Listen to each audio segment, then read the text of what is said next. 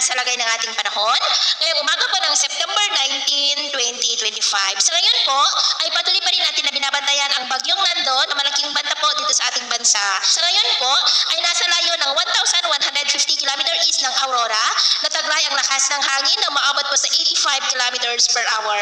Ngayong araw hanggang bukas ay posible ang mabilisan nitong paglakas habang kumikilos pa north-northwest sa bilis na 15 km per hour.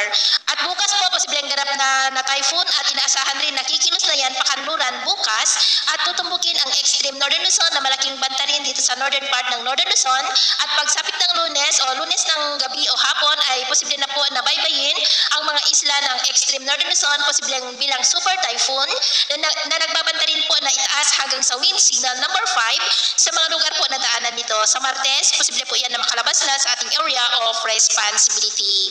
Inaasahan rin na papalakasin pa ng bagyong Nando ang habagat na siya naman pong makakaapekto sa mas malaking bahagi po nating bansa at posible ang habagat ay iiral po hanggang next week. At sa lagay ng ating panahon, ngayong madaling araw ay maayos naman ang panahon sa malaking bahagi ng bansa pero may chance pa rin ng mga isolated rains sa mga coastal areas ng Central Luzon, Lucena, Mamburao, Catanduanes, San Jose sa may Mindoro, northern part ng Palawan, Iloilo, Bacolod, Cadiz, Hinubaan, Dumaguete, Cebu, Bohol, Leyte, Samar, Eastern Samar, Basilan, Tawi-Tawi, Zamboanga Peninsula, Northern Mindanao, Agusan del Norte, Davao del Norte, Bukidnon, Sarangani at Mati.